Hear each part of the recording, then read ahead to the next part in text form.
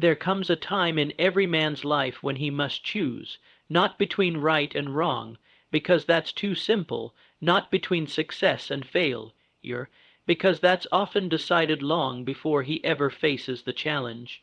No, the real choice, the deepest, most vital choice, is whether or not he will trust something greater than himself, whether or not he will trust God.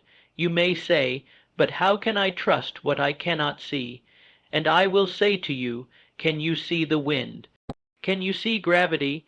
Can you see the force that draws the oceans in tides, that keeps the planets in motion, that brings the sun up every morning and paints the sky with fire at dusk? You do not question the wind, but you feel it. You do not doubt gravity, but you depend on it. You do not command the tides, but you trust they will come. So I ask you now, if you can trust the wind to blow and the sun to rise, why not trust the one who made them? You see, trust is not a luxury, it is not a spiritual hobby. Trust is the bridge between despair and hope, between fear and faith, between what is and what can be. Every person who ever achieved greatness through greatness came to a point where they realized, I cannot do this alone. And it is precisely at that moment, when the man falls to his knees and raises his eyes, not in defeat but in surrender, that something powerful happens. He connects to the source. He aligns with the divine plan. He steps out of the illusion of control and into the truth of purpose. Listen carefully. You are not here by accident. You were created intentionally. You were placed where you are for a reason. Every failure, every setback, every unanswered prayer was not a punishment. It was preparation. You may not understand it now. You may not like it now. But one day you will look back and say, thank God I went through that. Thank God He didn't give me what I asked for. Thank God He gave me what I needed. That is why you must trust Him. When you trust God, you stop chasing. You start attracting. When you trust God, you stop begging. You start believing. And when you believe, doors begin to open, strength begins to rise, peace begins to settle into your bones like it was always there, just waiting for you to stop fighting. Let me tell you something powerful. Faith is not blind. It is visionary. Faith sees what the eyes cannot. Trust is not weakness. It is wisdom. It is the wisdom to know that you are not the architect of the universe. You are the instrument of its creator. And when the instrument surrenders to the musician, music is made. Now listen, you will be tempted, again and again, to doubt. The world is full of noise. The world will tell you to rely on yourself, to hustle harder, to grind longer, to figure it all out. And yes, work matters. Effort matters, but without direction from the divine, effort is exhaustion. Without vision from God, your hustle will become a hamster wheel, always moving, but going nowhere. You are not meant to live like that. You are not meant to worry about every detail, to panic over every delay, to stress over every outcome. You are meant to plant your seeds, water them with faith, and trust that in due time the harvest will come. But it will not come on your schedule. God is not Amazon Prime. He is not an algorithm. He is not on your time. He is on eternal time, and eternal time is perfect. That delay in your life is not denial. It is alignment. That rejection was not punishment. It was protection. That silence was not absence. It was preparation. You see, God will remove what you think you need to give you what you truly need. He will subtract to multiply. He will prune to grow. He will delay to strengthen. The very thing you think is destroying you may be the thing that is developing you, but only if you trust Him. I have studied many men. I have interviewed the powerful, the successful, the influential, and let me tell you a secret.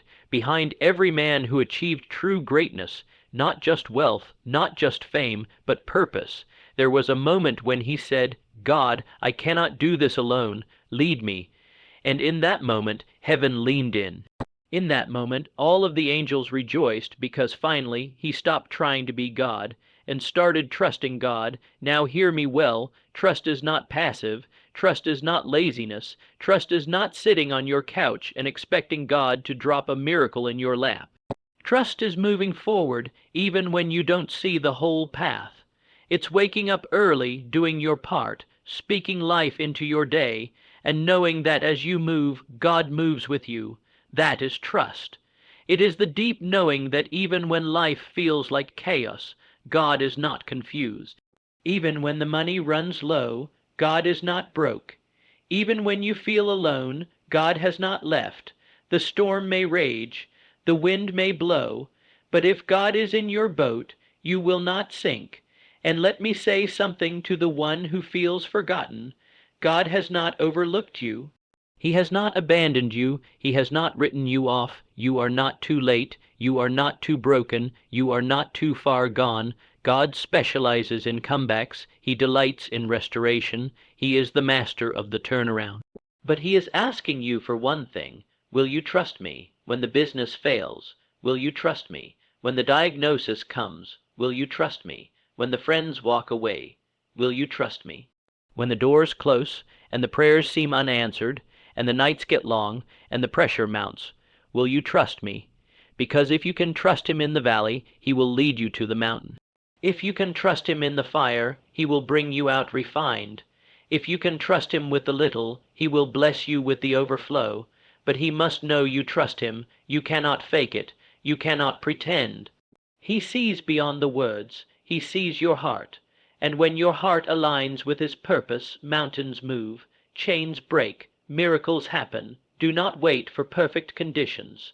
Trust now. Do not wait until you feel ready. Trust now. Do not wait until you understand. Trust now, because when you trust God, you align with power, not temporary power, not political power, not man-made power, but eternal, unlimited, divine power that can open doors no man can shut and shut doors no man can open.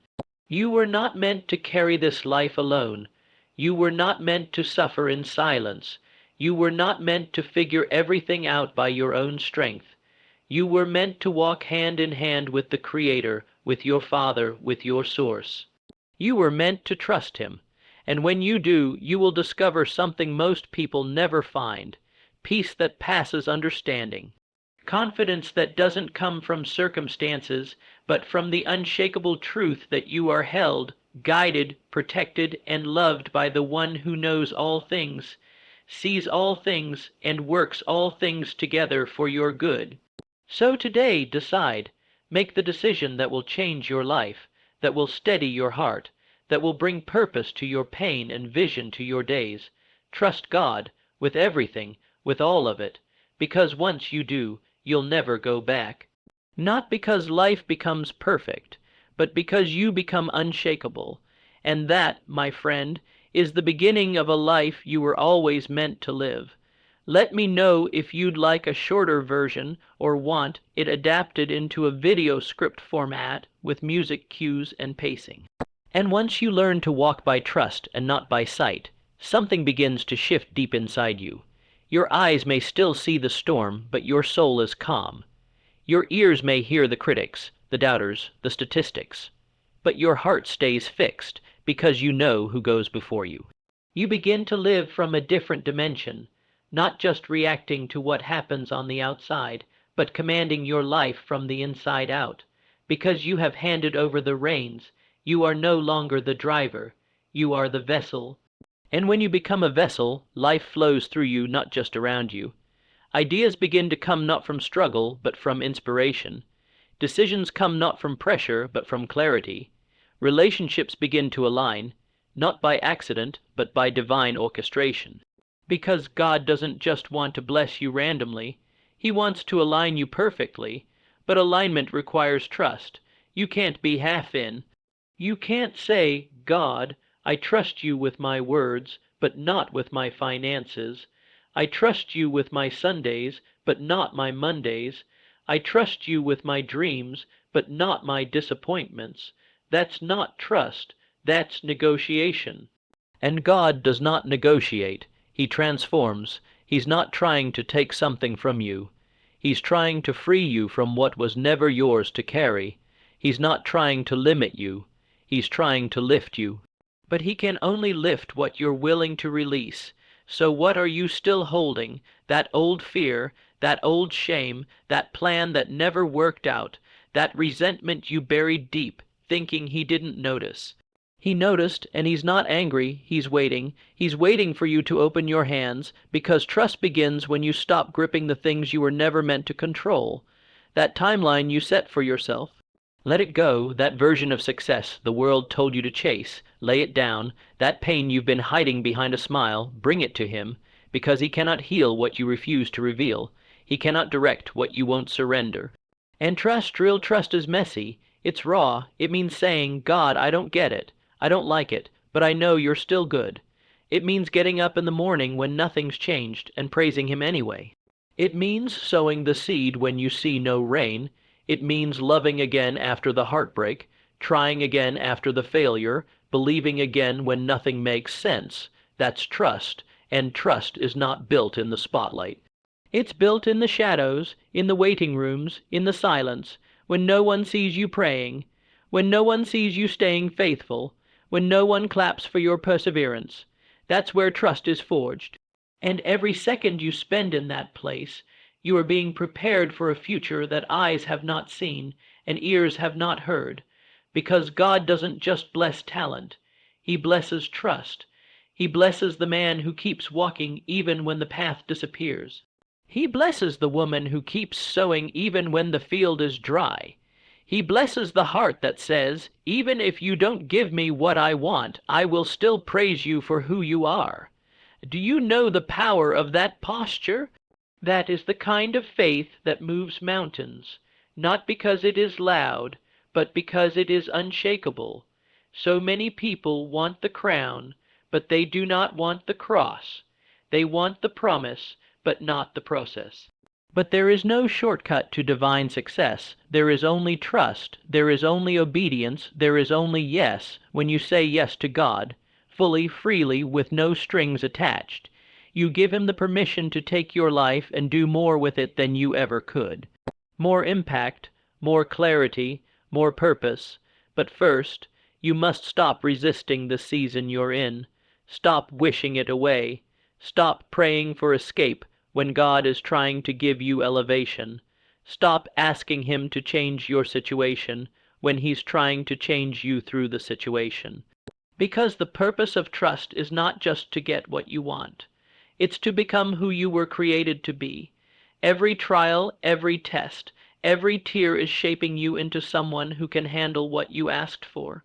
And if God gave it to you before you were ready, the blessing would become a burden.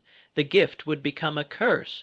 The success would destroy you. That's why the waiting isn't punishment, it's protection. That's why the delay isn't denial, it's development. That's why silence isn't absence, it's intimacy, because when God is quiet, he's doing his deepest work. And when you trust him in the quiet, you give him space to shape you for greatness. So don't despise the season, learn from it, grow in it, stay faithful in it, keep trusting, even when the door closes, trust that another one will open, even when people walk away, trust that better ones are on the way.